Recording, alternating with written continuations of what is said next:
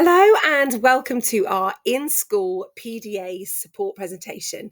This is actually a staff training presentation that we usually deliver live, but there's only one of me and one of my son. We can't get round everywhere. So we figured that we would actually just share a little bit about what we do in schools in a presentation for you guys online. If you want any more extra details, please do contact us.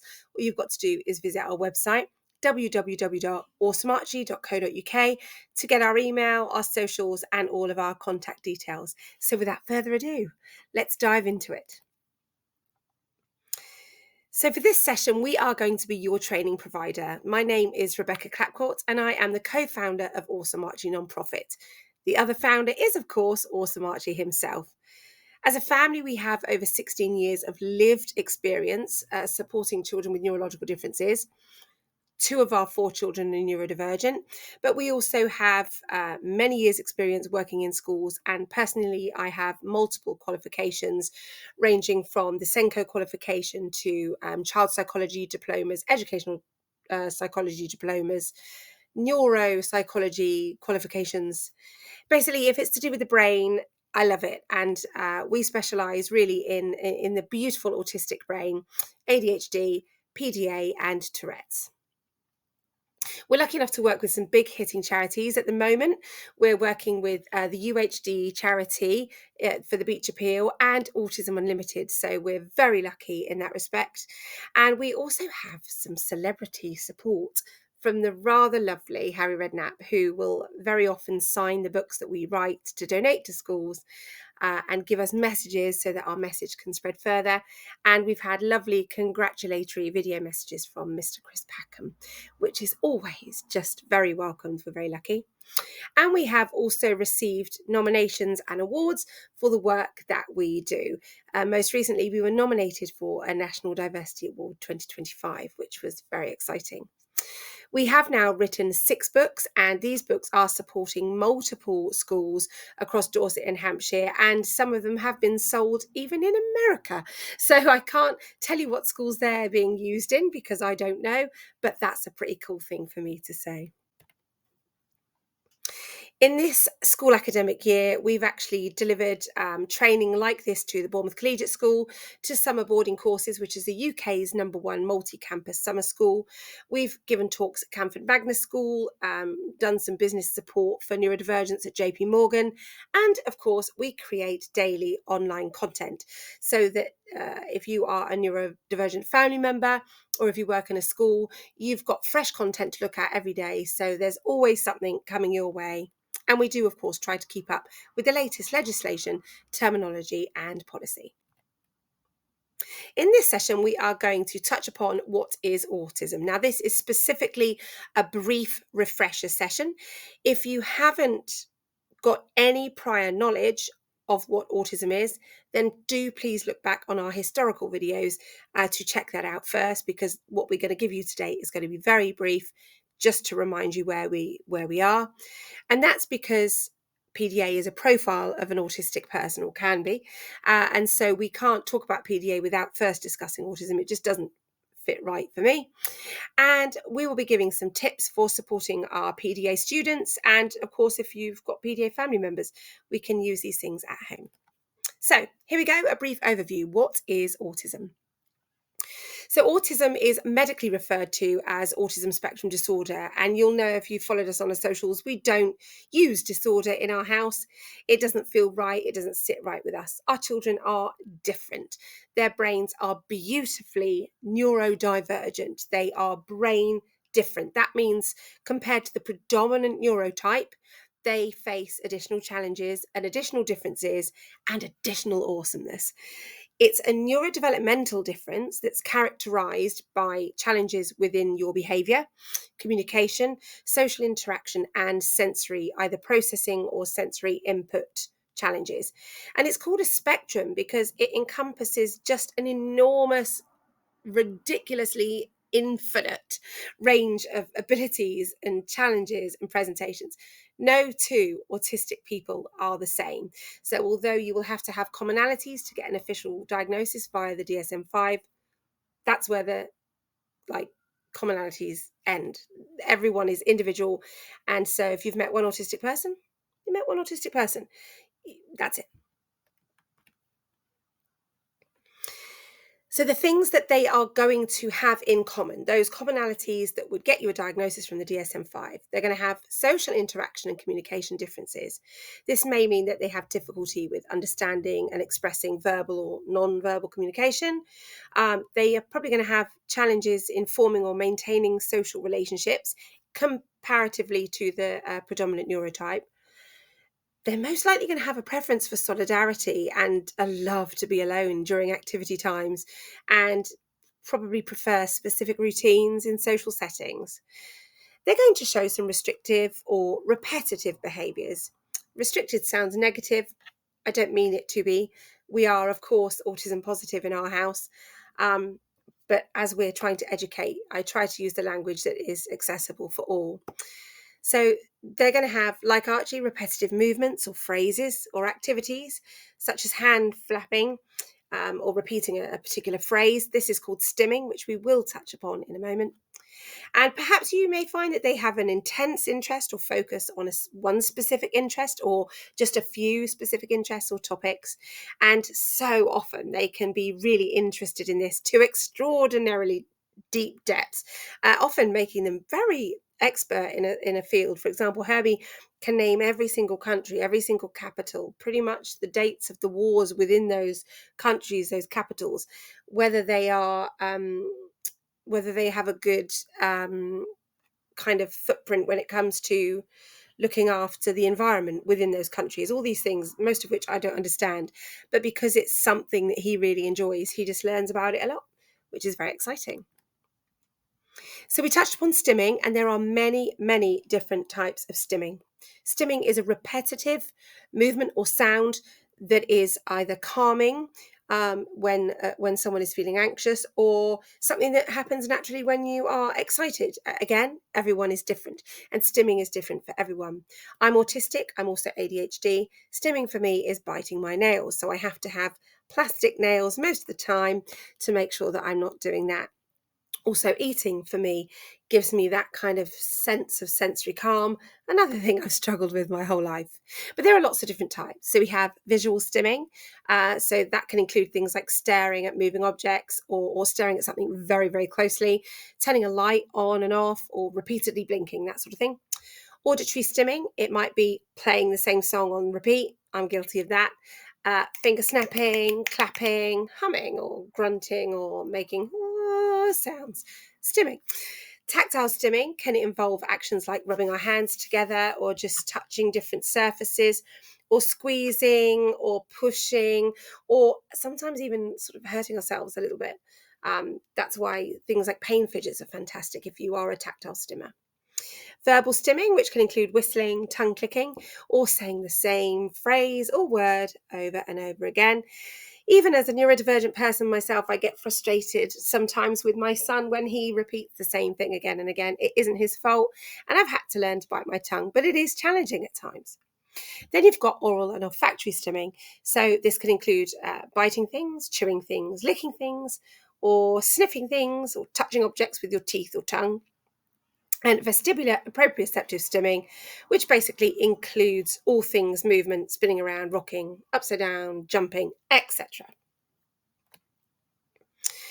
Sensory side of things, there are going to be differences. Lots of people get very upset with the language of hyper, hypo. Doesn't bother me. People often don't like it because it can other, meaning that there should be a baseline and everyone else is either over and above, can feel offensive. But I'm okay with it. I'm more than happy to say that I am, in my opinion, a little bit oversensitive with some things, but I'm okay with it. But hyper and hypo seem to be the safer terms to use if you want to describe these sensitivities. So some children are going to have differences with whether they like or whether they dislike sensory inputs like lights or sounds or textures or smells. Some of them might seek out these sensory inputs. Some of them may really run away from them. And even more interestingly, some children like one, not the other, or different ones, different days. It's really cool. Really, you don't have a child that is hyper or hypo. We're all different depending on different days, different needs, and different moods, which is very exciting, but can obviously be a bit complex in the classroom. There's going to be cognitive or learning variability. So there could be a child in your class who is autistic, who is behind the curve. When you're doing your assessments, they're going to be behind. But that's not always the case. Herbie is socially, he finds things very challenging, but actually academically, he's flying. So again, you have to keep monitoring that child individually and look at individual progress. Progress is progress, no matter how slow, no matter how small. As long as they're traveling, for me, that's a win. And if you ever need support with that, you can contact B Squared, who do incredible software to support schools to individualise, assess and track specifically those children with special educational needs. So I'm very grateful to them for that. Often you're going to find as well that a lot of autistic children are going to have really unique problem solving skills and abilities, because so often if these are linked to their special interests, they've just got so much background knowledge on it. You may think, crikey, they really thought outside the box.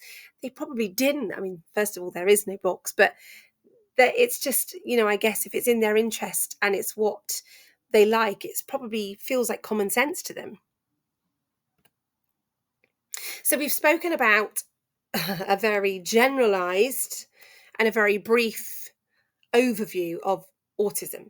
So we're going to park autism now, and we're going to move on to PDA. Now, PDA is a profile of an autistic person. It's quite rare. It's not hugely common within your mainstream schools, particularly.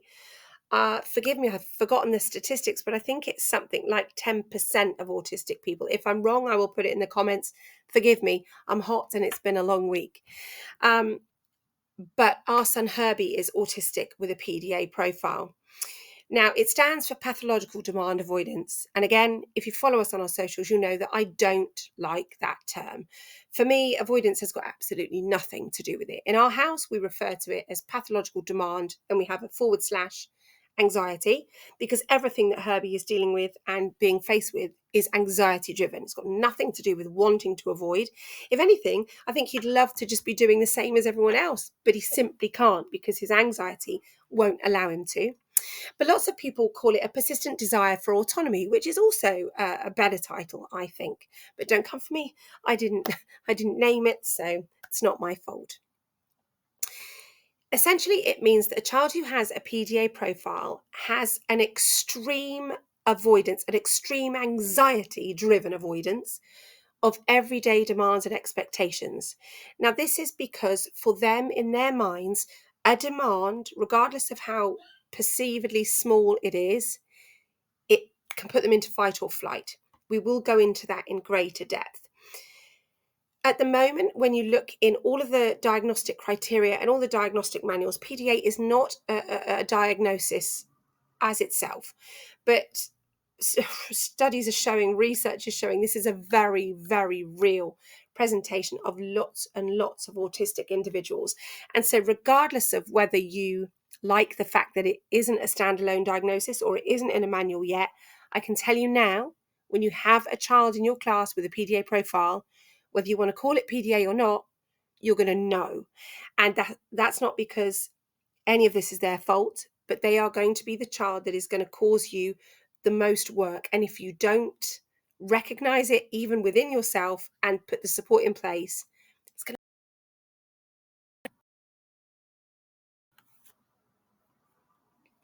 So here are some of the key features of PDA. And again, this is just very clipped because I realize that we're a bit short for time. So individuals with a PDA profile exhibit an intense resistance to what we would regard as an everyday demand. Now, that includes the demands that they inherently want to fulfill and the demands that they place upon themselves. The brain doesn't distinguish a demand between this is good for me, this is not good for me. A child with a PDA profile, when a demand is given, it activates the fight or flight. So I've been reading a book recently. I shall just grab it for you. I'm not finished yet. I'm halfway through. And it's a book by Dr. Naomi Fisher and Eliza Fricker, which is absolutely fantastic. Just this last weekend, we were at the Autism and ADHD show and we spoke to them. And this book is specifically talking about pressure avoidant children, pressure sensitive children, and demand avoidant children, all of which fall under PDA, because you can, of course, be demand avoidant without being autistic. There could be trauma. There could be complex post-traumatic stress disorder. We won't go into that now because that's not what today is about. But I would highly recommend this book. I'm not on commission, but it really is a fantastic book. And there's lots of hints and tips in there for you, either as educators or parents at home. Now, the avoidance itself is typically rooted in an overwhelming anxiety about losing control. Autonomy is absolutely key. A child, let's say a child in your classroom with a PDA profile, is going to use social strategies to avoid demands. So they're often going to use really sophisticated social techniques to avoid demands, like distraction, negotiation, or just making excuses. Or you're going to get a flat outright no, get lost. We've all been there. I'm sure you have too. If you've worked in education for a while, you'll know if you haven't had it yet, it's coming. This, unfortunately, can make pathological demand avoidance less apparent as a presentation of autism because, so often it's written off as just a naughty kid, a spoilt child, bad parenting, or a teacher that's not got a handle on the class. And very often it is not any of those things. Children do well if they can. Children are born people pleasers. They want to impress the grown-ups in the room because they really enjoy hierarchy. A child with a PDA profile, an adult with a PDA profile, does not see hierarchy. So they couldn't give a rat's bottom whether you're a teacher, a head teacher, a policeman, or a pupil. They're going to treat you just the same. And if you're placing a demand on them, they're going to go into fight or flight, and their answer is going to be the same, regardless of who you are. So it's very important to remember that they do not see you as head teacher, pupil. They see you as human to human, which actually I think is a lovely quality, to be fair. Now, because they're dealing with all of this and because there is often such little understanding and there's certainly a lack of empathy within mainstream schools when it comes to PDA, your children are going to then face real emotional regulation challenges, because let's not forget, these children are intelligent, they're in tune, they're far more in tune sometimes with their emotions than the majority of the class. And so you're going to find that it's going to become too much and they're going to have rapid mood swings, or they're going to display really intense emotional outbursts if the teacher doubles down and keeps persisting on that demand. I'm telling you who's going to win. It's not going to be the teacher. It's just not. Now, this is Herbie. So Herbie is our third son. You'll have to excuse me, by the way, I'm recording this with my children in the background because first and foremost, of course, I am a mum. So I'm not going to apologise for them. They're playing on their Xbox and I'm jolly proud of them for it. So this is Herbie, and Herbie is our third son. And he's an ADHDer like me and like his older brother, awesome Archie. But Herbie also has a PDA profile. And so his life is, I'm going to say, a lot harder than Archie's and mine, because there's a lot of sympathy for a lot of autistic children and a lot of autistic adults. And I've received a lot of lovely support and care for my own mental health. But when you live in fight or flight and you're demand resistant, often you just come off as rude or sharp or disrespectful. My Herbie's none of those things, none at all. He's just the most lovely person, but he cannot stand any amount of pressure. Demands will put him into fight or flight. PDA profile. The fight or flight response is actually a physiological and a psychological reaction that occurs in all of us. So when a person receives a threat in a stressful situation, it's our brain's way of making our body survive. So I'm going to take you straight back to the caveman days, the days before we were reading, the days before we were going on the internet, the days before all our brains knew what to do was to procreate, to survive. That's it. So naturally within our brain, the only things that were kind of inbuilt and necessary were a lustful desire, so that you would want to procreate and make your species survive, and survival of the actual person, making sure that you were not going to be eaten by a saber-toothed tiger. So the idea is, is that a caveman would pop out of the cave, look left and right. He would see a saber-toothed tiger, and his body would react because his brain has told him, crikey, I'm in danger. I'm in fight or flight. I'm either going to run away back into the cave, or I'm going to try and fight this saber-toothed tiger. The children, the adults, all of us with a PDA profile, this is exactly what happens. The easiest way for me to get you to remember it is that a demand is a saber-toothed tiger. It's a bananas analogy, and I never thought it's something I'd say, but I always think a demand is a saber-toothed tiger. And would I expect a caveman to be calm and reasonable? No, I wouldn't. I think he was daft for ignoring his body's signals. This is a natural response, and it's controlled by the autonomic nervous system, specifically the sympathetic nervous system. And we're going to get a bit techie now. So when the fight or flight response is triggered, the body undergoes several changes to prepare for action. So again, pretending you're the caveman. So you're going to get an activation of your nervous system, the brain via the hypothalamus, and you can see here I have put a little arrow to it. Releases adrenaline, or if you are in the medical profession, epinephrine, and noradrenaline. And these hormones are deliberately out there to help your body make actual physical and psychological changes so that you can survive the saber-toothed tiger attack. You're going to get an increased heart rate because your body wants to pump more blood to the muscles and vital organs, again, to run away. Your pupils are going to dilate so you can spot danger further away. Your breathing is going to be faster so that your oxygen can get to your muscles quicker, and you're going to have a release of glucose and fat. Of course, this then provides energy for immediate use if you need to sprint off away from that saber-toothed tiger. You're going to have a suppressed digestion because you don't need to be eating or digesting food when you're in survival mode. So it just kind of stops for a while. And you're going to have a behavioral response. So for some people, it would be run back into the cave. I'm afraid. I don't like it. Or it might be, actually, I'm going to let this saber-toothed tiger know who's boss, and I'm hungry. I need to eat the meat. I'm going to fight. And so it's an inbuilt response. And this is all of us. Every one of us, when we are in fight or flight, all of these psychological and physical changes happen to all of us. It's a natural body response. It's just someone with a PDA profile is triggered into this natural response when a demand has been placed. Now, there are, of course, demands in school all the time. For example, just, having to attend your lessons and sitting in register and having to tuck your shirt in. Don't get me started on that. That could be an entire presentation on itself, because I don't think it makes any difference whether your shirt's tucked in or not, but there we go. So the normal demands that we all kind of expect are there already, and they're already having to try and negotiate with those, or trying to live through fight or flight and manage the day. But we're not even recognizing those silent demands, or those demands that just go unnoticed to most of us. So a busy corridor, having to move out the way for somebody, that's a demand. Or someone bumping into you, that's a demand. They've bumped into you.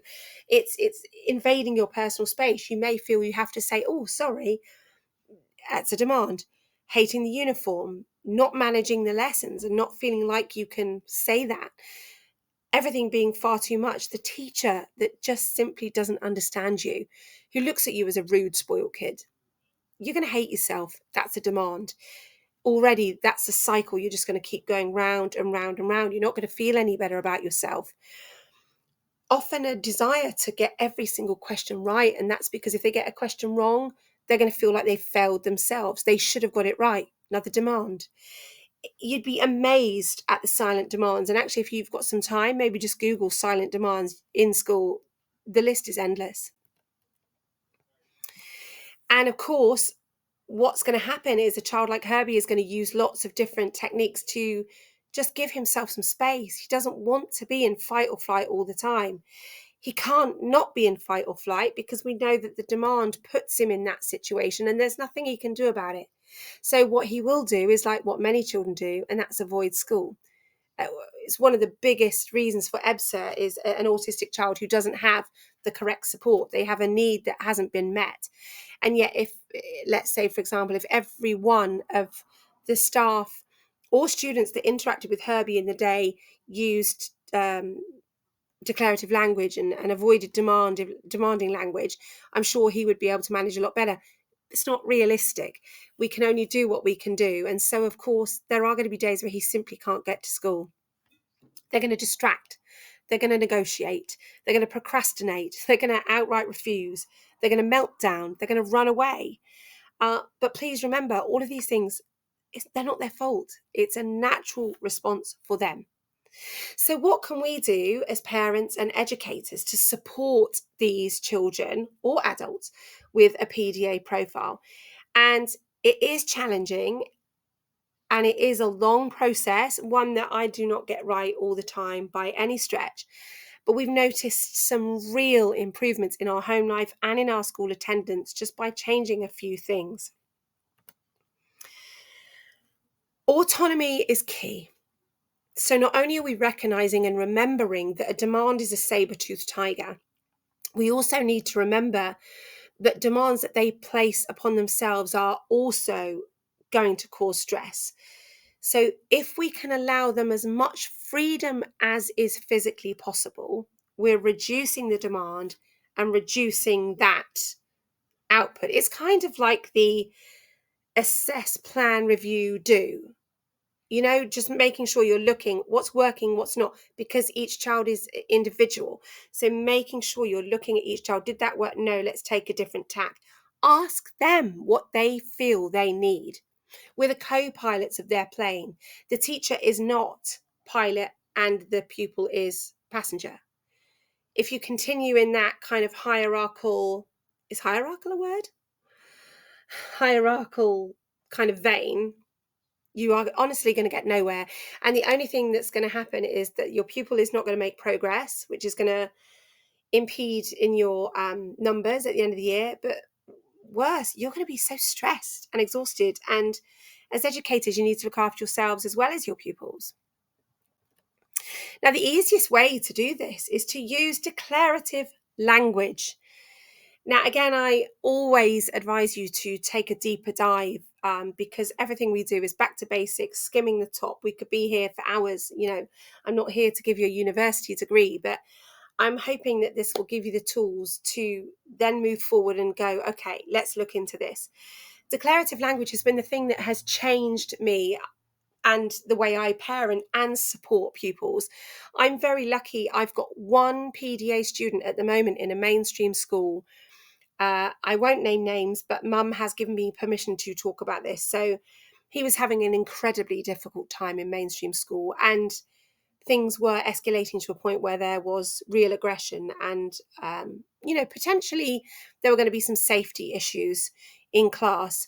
Now, all we have done, we haven't changed anything majorly. We're still following the curriculum, but we've made some small adjustments like using declarative language. This means that instead of, let's say, I was saying to Herbie when he was younger, he's older now, but when he was smaller, instead of saying, put your socks on, and it's a demand, you could simply say, I see you're getting ready. Where are your socks? Can I get your socks for you? Where are they? Even if you know where the socks are. It's kind of making a statement, getting exactly what you want from them out of a kind statement as opposed to a demand. So with my daughter, if she's crying, I would say, oh my God, what's wrong with you? Why are you upset?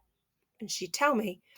If I was to say that to Herbie, he would think that I am demanding an answer of him and that I need to know the answer. So I have to be a little bit more guarded. And I have to say, oh, mate, you look sad. If you want to talk about it, come find me. If not, it's fine. It's kind of like that, walking on eggshells. And when I delivered this training live in a local school just recently, one of the TAs said to me, does this come naturally to you? Dear God, no. It does not come naturally to me. As a young parent, so early on in my parenting journey, I was very much I'm your mum, you do as you're told, it's respectful, because that was the way I was brought up. I soon realised that that's not going to work with my child with pathological demand avoidance. But also, that doesn't mean he gets away with what he wants. There are non-negotiables. For example, safety and the law. for example. They are the non-negotiables. But if we use a declarative language kind of system to get the rest of what we need out of them, it means that they've just got some spoons left at the end of the day for when those inevitable non-negotiables do arise. So wherever possible within the classroom, but again, this works for you at home, try to be flexible, try to reduce uncertainty by planning and talking about what's happening using visuals, but always have a get out clause, always have a box for choice. Just say, this is what's happening, but we can change that around. You know, if you want to do maths first, we can do that first. If you want to catch up with yesterday's history, we can do that before we move on. We're still covering the same work, we're still doing the same job, but we can give that child just a little bit more autonomy. This is where your TAs are gold. Never, ever, as teachers, underestimate the power of a TA. Many a time, I used to be a TA myself, and I don't mind saying that so often TAs just go very unnoticed and very underappreciated until they're not there. Then all of a sudden you realise how valuable they are. So look after TAs, please. Behaviour is always a product of an unmet need or a piece of communication that just hasn't been understood. So look at that negative behaviour and go, okay, what's going on? Why? It won't be, a child with a PDA won't probably be telling you exactly what's wrong. It'll be escalated from something else over time. So you're going to have to try and unpick that. You can adapt structured learning to appear unstructured. And this can be as simple as one of our main examples is if you are creating your own maths resources, for example, and if you are talking about, let's say, bus stop division, and there are 6 questions you're deciding, so you're making up a sheet of 6 questions. If you know you have a pupil that is demand avoidant or pressure sensitive, what you can do is give that child 8 questions and say, I know there are 8 questions on there, but if you want 6, good enough for me. See how many you can do. You want to do all 8? Do all 8. You don't have to. And so you're still getting sort of what you need from them, or a lot of what you need from them, but they feel like they have an element of control. Again, making sure their mental health is better. They're not going in fight or flight. They're going to learn more. At the end of the day, as teachers and educators, we're here to make sure that all children learn. It isn't dependent on their neurotype. Every child has a right to an education. Pick your battles. My God, there are some educators that just can't let anything go. And I think we're in a world now where it's different. Young people are different. Parenting is different. So, yes, non-negotiables, of course, fire alarm goes off. Everyone needs to be out. If you have to grab them, go, do it.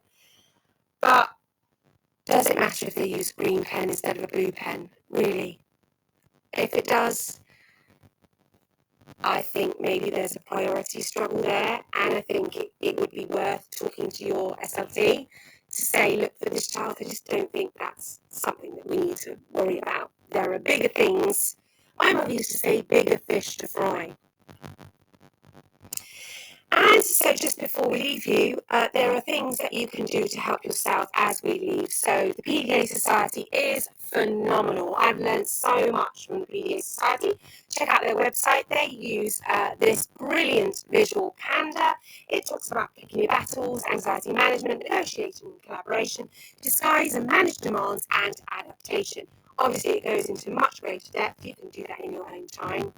There are a number of books, and I'm sorry, my latest one, which I only got this weekend, is not there. So, of course, the one we spoke about, When the Naughty Step Makes Things Worse, by Dr. Naomi Fisher and Eliza Fricker, and all of the visuals there.